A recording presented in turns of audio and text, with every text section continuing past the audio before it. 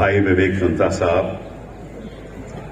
यहां उपस्थित मेरे भाई और बहनों, मेरे वकील भाई, मेरी वकील बहनों, पिछले 1.5-2 सालों से मैं सोच रहा हूं, जब से मैं मोदी जी के राज में देख रहा हूं कि क्या हो रहा है, क्या नहीं हो रहा, कि क्या किया जाए। कोई ऐसा मंच बनाया जाए जहां हम सब जुड़ सकें, कोई ऐसी सोच बनाई जाए ताकि हम इकट्ठा आगे बढ़ सकें। तब मुझे याद आया कि अगर विश्व के इतिहास में आप देखो कि जब जब भी दुनिया में बदलाव आया तो वकीलों द्वारा आया, चाहे वो अमेरिकन वॉर ऑफ इंडिपेंडेंस क्यों ना हो। जब वॉर ऑफ इंडिपेंडेंस का गाना गाया गया तो उसमें से 26 वकील थे। फ्रेंच रेवोल्यूशन हुई तो उसकी बुनियाद भी वकीलों ने बनाई। हमारी अपनी इंडिपेंडेंस स्ट्रगल के सबसे आगे कौन थे? महात्मा गांधी जी थे, राजगोपालाचारी जी से, गोविंद वल्लभ पंत जी थे, मोतीलाल नेहरू जी से, CR दास जी थे, कई ऐसे लोग थे, मौलाना आजाद साहब थे। तो मैं सोचता हूं कि भारत इस बोर्ड पे पहुंच गया है कि हमें बदलाव की जरूरत है। अगर हम राजनीतिक दलों के पास जाएंगे तो हर एक की अपनी अपनी आइडियोलॉजी है, हर एक की अपनी अपनी सोच है। लेकिन फिर मैंने हिंदुस्तान का संविधान का प्रिएम्बल पढ़ा तो उसमें मुझे ये दिखा कि संविधान का बुनियाद इंसाफ है। अब हिंदुस्तान का संविधान का प्रिएम्बल पढ़ोगे तो उसमें लिखा है कि सब लोगों को, सब नागरिकों को न्याय, इंसाफ, सामाजिक, आर्थिक और राजनीतिक मिलेगा, इसका कर्तव्य किया गया। ये हमारे संविधान के प्रिएम्बल में लिखा हुआ है। तो ये सवाल उठता है कि हमारे देश में क्या सबको सामाजिक न्याय मिल रहा है? हमारे देश में क्या सबको आर्थिक न्याय मिल रहा है? हमारे देश में क्या सबको राजनीतिक न्याय मिल रहा है? एक बच्चा जब पैदा होता है तो वो एक इंसान होता है, उसका कोई धर्म नहीं होता, इंसान होता है। अब जब इंसान वो पैदा होता है तो फिर पता चलता है कि वो किस देश का नागरिक है। तो पहले इंसानियत, फिर वो देश का नागरिक। संविधान उसके धर्म की तरफ नहीं देखता, उसकी जाति की तरफ नहीं देखता। लेकिन हिंदुस्तान की राजनीति में हम इंसान को इंसानियत के नजरिए से नहीं देखते, हम इसको एक नागरिक के नजर से नहीं देखते। ये जो अब का भारत है ना, ये मोदी का भारत है। ये अब का भारत अमित शाह का भारत है। ये अब का भारत RSS का भारत है। हम कल का भारत सबका भारत बना के रखा। इस देश में हर परिवार में एक बच्चे को क्या चाहिए? ये मैं एक छोटी सी बात आपके सामने रखना चाहता हूं कि इंसान अपने कदमों पे तभी खड़ा हो सकता है जब उसको शिक्षा, एक क्वालिटी शिक्षा का प्रदान हो, जब उसके स्वास्थ्य के बारे में समस्याएं जो हैं वो सरकार खर्च करे, तभी वो अपने पैरों पे खड़ा हो सकता है। और देश का धन उद्योगपतियों से नहीं बनता। नॉन गवर्नमेंट स्कूल की टीचर्स की जो सैलरी है वो लगभग 12,000 है, एवरेज 12,000 है। तो मैं आपसे पूछ रहा, और दूसरी बात ये, लगभग 40% टीचर के पास कोई कॉन्ट्रैक्ट ही नहीं है, वो ऐसे ही पढ़ा रहे हैं बिना कॉन्ट्रैक्ट के। तो आपके बच्चे की पढ़ाई क्या होगी? कोई 12,000 रुपया कमा रहा है कोई टीचर और उसके घर का खर्चा 14,000 है, तो आपके बच्चे को पढ़ाएगा क्या? क्या पढ़ाएगा? और लगभग 33% ऐसे स्कूल हैं जहां बिजली पहुंचती ही नहीं। बच्चा पढ़ेगा क्या? ये देश विकसित बनेगा कैसे? मोदी जी ने कभी इस पे ध्यान दिया? मुझे याद है कि जब मैं एचआरडी का मंत्री था तो मैंने कहा था कि मेरा एक सपना है कि हर बच्चे के हाथ में एक आकाश टैबलेट होना चाहिए। कई बार मैं ये बात करता था,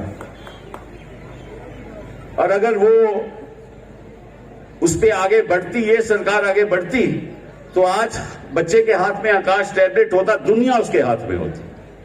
लेकिन इन्होंने प्रोग्राम रद्द कर दिया। आज के कंप्यूटर की बात करते हैं। मैंने एक मुहिम शुरू की कि किसी तरीके से हर स्कूल में फाइबर ऑप्टिक का नेटवर्क चले जाए, ताकि एक मैथ्स का टीचर दिल्ली में बैठ के सारे हिंदुस्तान के बच्चों को पढ़ा सके। कभी मोदी जी ने ऐसी बात सोची? बात क्या हो रही है? लव जिहाद। बात हो रही है लव जिहाद की। अरे भाई, लव की बात करो, जिहाद की क्यों बात करते हो? बच्चों के भविष्य के बारे में बात करो कि कैसे उनका भविष्य उज्जवल हो, कैसे उनको आगे बढ़ाया जाए। बात करते हो आपके MBBS हम हिंदी में पढ़ाएंगे। अब भाई, किताबें ही नहीं है हिंदी में। कब तर्जुमा होगा? कब आप पढ़ाओगे? कब MBBS बनेंगे? तो कहने का मतलब यह है, बड़े दुख की बात है कि जो बच्चे बड़े होके इस देश का भविष्य को उज्जवल कर सकते हैं, उन बच्चों का पिछले 8-9 साल में किसी ने ध्यान नहीं दिया। और मेरी ये मांग है, और आज मैं इस मंच से ऐलान करना चाहता हूं कि मोदी जी, ये इंसाफ की बात है। आप हमारे टीचर्स के साथ बेइंसाफी मत कीजिए। अगर आप हमारे टीचर्स के साथ बेइंसाफी करते हो तो हमारे बच्चों के साथ बेइंसाफी हो रही है। हर टीचर की सैलरी 50,000 होनी चाहिए। साथ साथ में एक और ऐलान और एक और हमारी मांग कि एक ऑल इंडिया टीचर सर्विसेज का गठन होना चाहिए। उसको परमानेंट नौकरी मिलनी चाहिए। कोई कॉन्ट्रैक्ट टीचर नहीं होना चाहिए। और हर स्टेट में स्टेट टीचर सर्विस होनी चाहिए। अभी लोग ये क्या करते हैं, ये कॉन्ट्रैक्ट पे टीचर को बुला लेते हैं, फिर उसको बर्खास्त कर देते हैं। तो टीचर पढ़ाएगा क्या? उसको तो इतनी फिक्र होती है कि मेरी नौकरी रहे। बच्चे की क्या फिक्र होगी उसको? ये दो चीजें बहुत जरूरी हैं। तीसरी हमारी मांग है कि आपने केंद्रीय विद्यालय बनाए। हम उस बात पे खुश हैं। कई सैकड़े हजारों केंद्रीय विद्यालय इस देश में हैं, लेकिन वो किसके लिए हैं? वो सरकारी अफसरों के बच्चों के लिए हैं। सरकारी अफसर हो या पब्लिक सेक्टर का बच्चा, पेरेंट का बच्चा हो, उसको वहां एडमिशन मिल जाती है। अच्छी बात है, हम इसका विरोध नहीं करते। लेकिन आप ऐसे ही स्कूल ट्राइबल्स के लिए क्यों नहीं देते? वंचित लोगों के लिए क्यों नहीं? महिलाओं के लिए क्यों नहीं?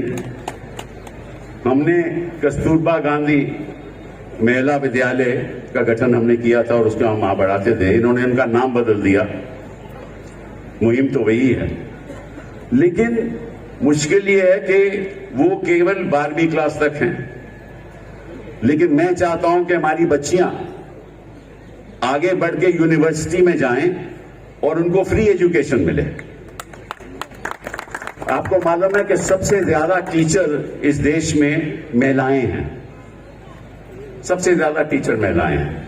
वो मां जो है वो स्कूल में बच्चे को भी पढ़ाती है और घर में आके अपने बच्चों को भी पढ़ाती है। उन बच्चियों के लिए सेपरेट स्कूल खुलने चाहिए सारे हिंदुस्तान में, सारे हिंदुस्तान में खुलने चाहिए। और जो भी उद्योगपति ऐसा स्कूल बनाएगा उसको 80G की टैक्स एग्जेम्पशन मिलनी चाहिए। मैं सुझाव दे रहा हूं कल के भारत में, और मैं चाहता हूं कि मोदी जी इसका जवाब दें कि आपने क्यों ऐसा नहीं किया।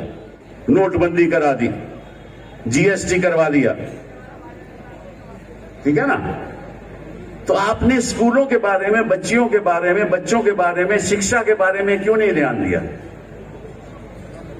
बड़े बड़े उद्योगपति बना दिए, उनको सारे पोर्ट मिल गए, सारे एयरपोर्ट मिल गए,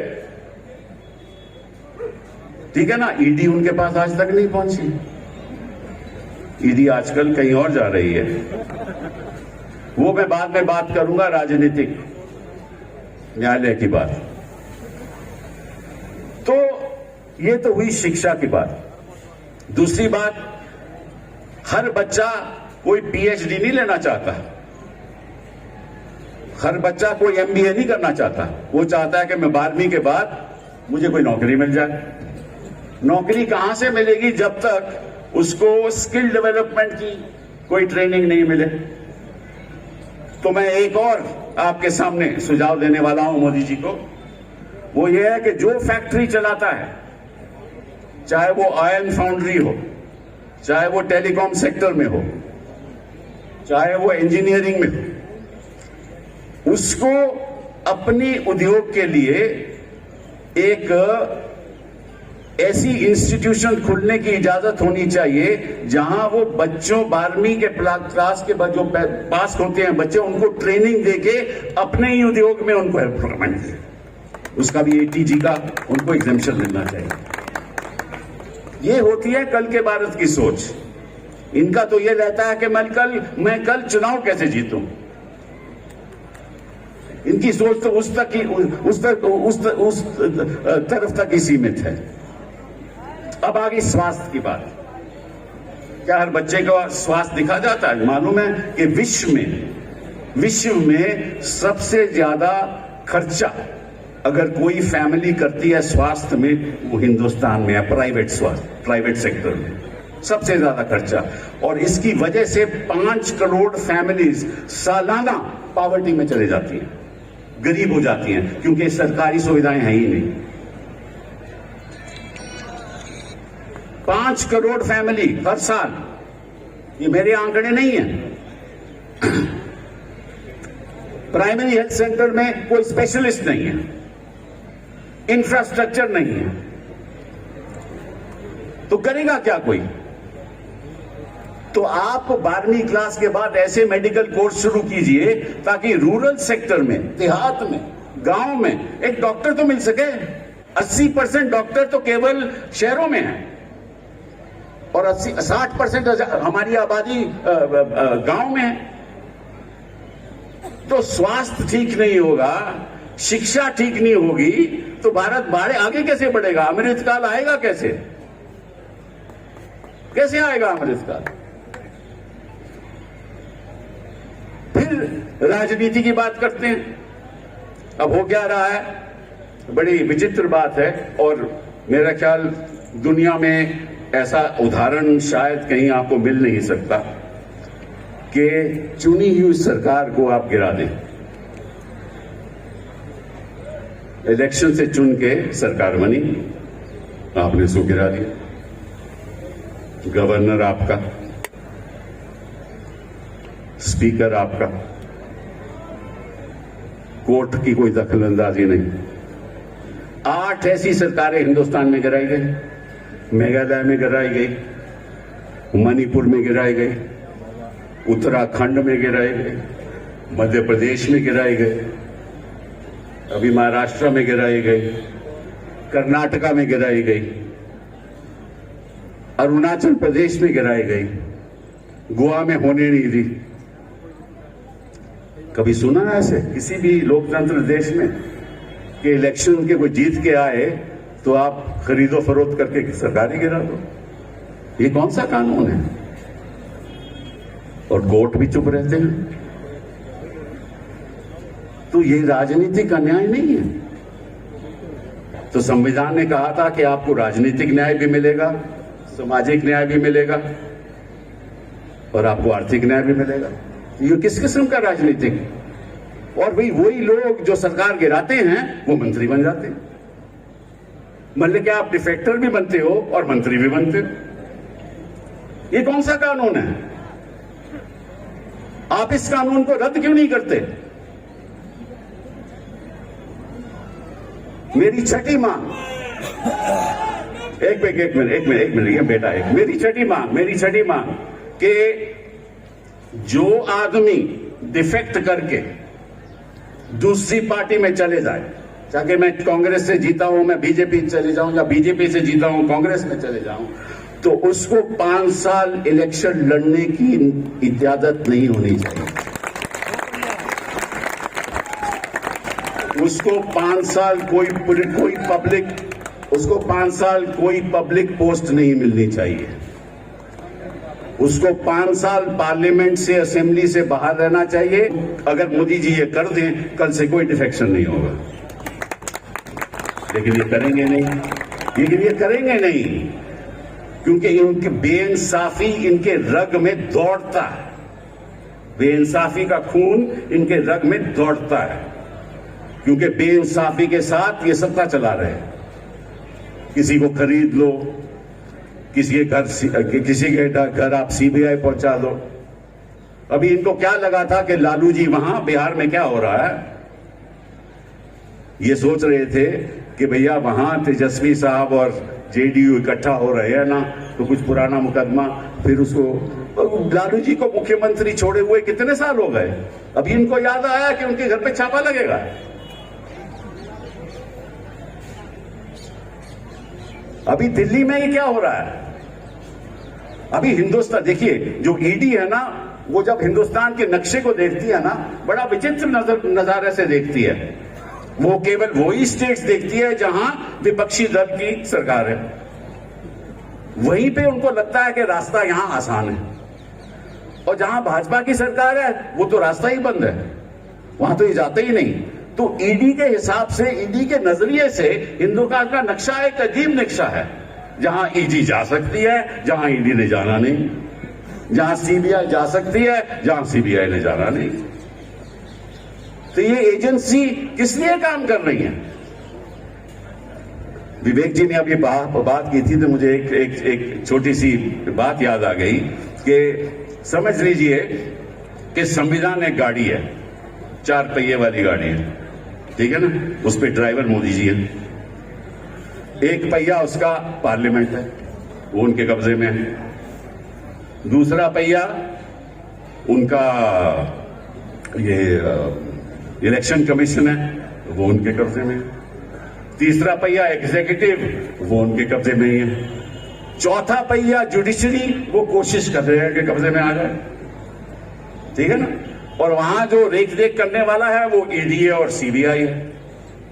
तो अगर ड्राइवर सभी में कब्जा कर लेगा ना, तो गाड़ी जब चलाएगा तो ईडी कहेगा कहीं भी चले जाओ भैया, कहीं भी चले जाओ। सीबीआई कहीं भी बोलेगी कहीं भी चले जाओ, किसी के घर भी पहुंच लो। ये किस किस्म का लोकतंत्र है? ये किस किस्म का लोकतंत्र हम बनाने जा रहे हैं? कैसा भारत हम बनाएंगे आगे के दिनों में? क्या होगा हमारे बच्चों का, हमारे ग्रैंड चिल्ड्रन का?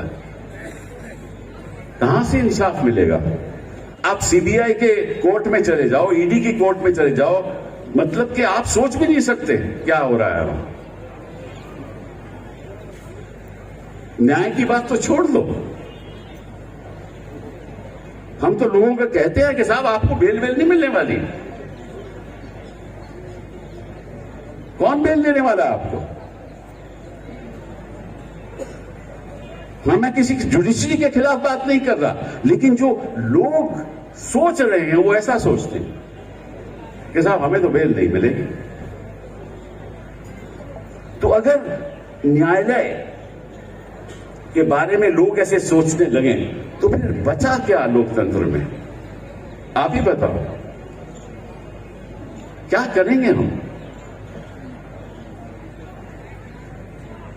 मतलब कि एक पीएचडी पीएन की नौकरी के लिए अपनी एप्लीकेशन देता है, पीएचडी। एक एमबीए ड्राइवर बनना चाहता है। ऐसे ऐसे उदाहरण हैं, चाहे वो उत्तर प्रदेश हो चाहे वो मध्य प्रदेश हो।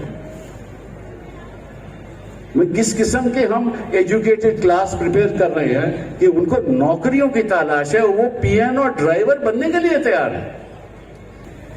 और हम कहते हैं कि हमारे युवा इतनी संख्या है कि भारत आगे बढ़ेगा। कहां से भारत आगे बढ़ेगा? आप कहते हो कि साहब हमारी जो इकोनॉमी है, हमारी जो आर्थिक स्थिति है बड़ी अच्छी है, जीडीपी ग्रोथ हमारी 6.3 है। अरे जीडीपी ग्रोथ आपकी 6.3 है, बट आपकी बताइए टोटल जीडीपी है कितनी? $3.5 ट्रिलियन। और मालूम यूनाइटेड स्टेट्स की कितनी जीडीपी है? $23 ट्रिलियन। कहां की आप बात कर रहे हो? हमारा पर कैपिटा इनकम $2,000 है, मतलब 1,60,000 रुपया सालाना। 1,60,000 रुपया सालाना मतलब कि वही 12,000 रुपया, 15,000 रुपया सालाना। 15,000 रुपया सालाना मतलब कितने हजार महीने का पर कैपिटा इनकम? वो कहां से गुजारा करेगा अपना? तो आर्थिक अन्याय, सामाजिक अन्याय। अभी देखो वहां बिहार में क्या हुआ, सीवन में क्या हुआ, आज ही की खबर। वहां कुछ लोगों को लिंच किया गया क्योंकि किसी ने अफवाह फैला दी कि ये कुछ ऐसी चीज ऐसी पदार्थ ले जा रहे हैं, उनको लिंच कर दिया गया। उधर हरियाणा में क्या हुआ, पुलिसकर्मी कहते हैं पुलिसकर्मी उनसे मिल गए, आरोपियों से मिल गए, 2 लोगों को जला दिया गया। यूनिवर्सिटी में लोग हिंसा करने चले आए। वो यूनिवर्सिटी में यह काम होने वाला है कि लोग आप यूनिवर्सिटीज में हिंसा किया करेंगे? आप क्या कर रहे हो? पत्रकारों के खिलाफ आप कार्रवाई शुरू कर रहे हो, उनको बंद कर रहे हो, यूएपीए में बंद कर रहे हो। आर्टिस्ट के खिलाफ, लेक्चरर्स के खिलाफ कोई आवाज उठाता है तो उसके खिलाफ केस कर दो। संविधान तो हमारा ये नहीं कहता। और जहां तक न्यायाधीशों का, न्यायालय का सवाल है, मेरा एक और सुझाव है, और मेरा मानना है कि प्रधानमंत्री जी हमारे सुनेंगे।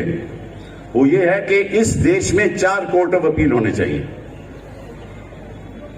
4 कोर्ट ऑफ अपील होने चाहिए। एक अरुणाचल प्रदेश से या केरला से या कहीं दूर दराज से, वो कहां दिल्ली में आकर सुप्रीम कोर्ट में केस कर सकता है? वो कर ही नहीं सकता, उसके पास साधन ही नहीं है। सुप्रीम कोर्ट आपने दिल्ली में बिठा दिया। हर हिंदुस्तान को 4 रीजन में बांटो, हर कोर्ट में फाइनल कोर्ट, हर कोर्ट, हाई कोर्ट के बाद एक फाइनल कोर्ट ऑफ अपील हर रीजन में हो, ताकि अगला जा सके। इस कल के भारत की बात करो। और यहां कोर्ट केवल 13 जजेस का कोर्ट होना चाहिए, केवल कॉन्स्टिट्यूशनल कोर्ट। कोई इश्यू संविधान का हो तो यहां आ जाए, और कुछ नहीं। और ये जो मामला चल रहा है कि लॉ मिनिस्टर कहता है कि हम फैसला करेंगे कौन जज बनेगा हाई कोर्ट में और सुप्रीम कोर्ट में, यही संघर्ष चल रहा है, यही झगड़ा चल रहा है ना। कि सरकार कहती है हमारा फैसला होगा फाइनल, और जजेस कहते हैं नहीं, हमारी कॉलेजियम डिसाइड करेगा। अब दोनों में बड़ी प्रॉब्लम है। सरकार को होना नहीं चाहिए, उनका फैसला फाइनल फैसला नहीं होना चाहिए, और जिस तरह से कॉलेजियम चल रहा है मैं सोचता हूं कि वहां भी सही नहीं है। तो एक नई सोच के साथ एक नया सिस्टम, इसीलिए मैंने सोचा कि आज के दिन कुछ ऐसा काम किया जाए, आपके सामने कुछ ऐसी चीजें रखी जाएं ताकि एक नई सोच के साथ, एक ऑल्टरनेटिव विजन के साथ भारत आगे बढ़े। मैं नहीं चाहता, हम देखिए कोई भी शासन हो, चाहे मोदी जी हो चाहे गौर हो, ऐसी बात नहीं कि कुछ बातें हुई नहीं, हुई हैं, अच्छी बातें भी हुई हैं। हर नल में जल अच्छा प्रोग्राम है, डिजिटलाइजेशन भी अच्छा प्रोग्राम है, हम इसके खिलाफ नहीं है। कुछ और भी अच्छे प्रोग्राम हैं, लेकिन ये प्रोग्राम एक तो इनकी गति थोड़ी कम है, बट वो छोड़ो बात, वो चुनौती मैंने आपके सामने रख दी। तो जब तक उन चुनौतियों का हम सामना नहीं करेंगे और जब तक शासन उनके बारे में नहीं सोचेगा, अभी देखिए महाराष्ट्र से मुझे सुबह से फोन आ रहे हैं विवेक जी, मुझे कह रहे हैं कि उन्होंने लव जिहाद वहां शुरू कर दिया, प्रोसेशन शुरू कर दिए हैं और 300 मैरिजेज ऐसी हैं महाराष्ट्र में जो इंटरफेथ मैरिजेज हैं। तो मैंने आज पता किया कि महाराष्ट्र की संख्या कितनी है, 11 करोड़। 11 करोड़ में से 300 ऐसे उदाहरण हैं जहां इंटरफेथ मैरिजेज हैं, उनको प्रोसेशन पे प्रोसेशन चले जा रहे हैं ताकि हिंदू मुस्लिम डिवाइड हो जाए। ये सही नहीं है। हम इंसान हैं पहले, उसके बाद हम इस देश के नागरिक हैं, उसके बाद जो भी हम हैं।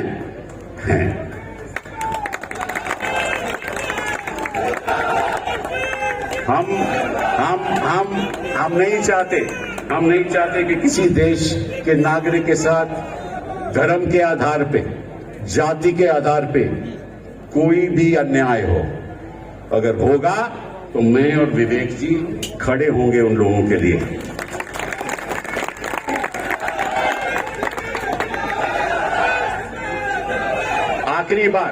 आखिरी बात, ये एक शुरुआत है।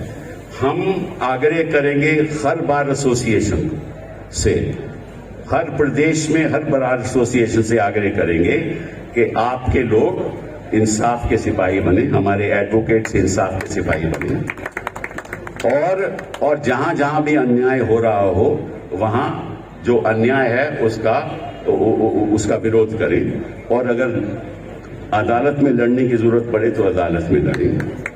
ये हम हर डिस्ट्रिक्ट में जाकर ये करेंगे और साथ साथ में हम राजनीतिक दलों के साथ भी बातचीत करेंगे और कहेंगे कि ये मुहिम जो है इंसाफ के सिपाही की, आम नागरिक भी इंसाफ का सिपाही बने और जो बेइंसाफी हो रही है वो हमें बताए और हर पॉलिटिकल पार्टी के लोग, हर राजनीतिक दल के लोग भी इंसाफ के सिपाही बने ताकि कोई भी आइडियोलॉजी की पार्टी हो, इंसाफ का सिपाही तो इंसाफ का सिपाही होता है ना।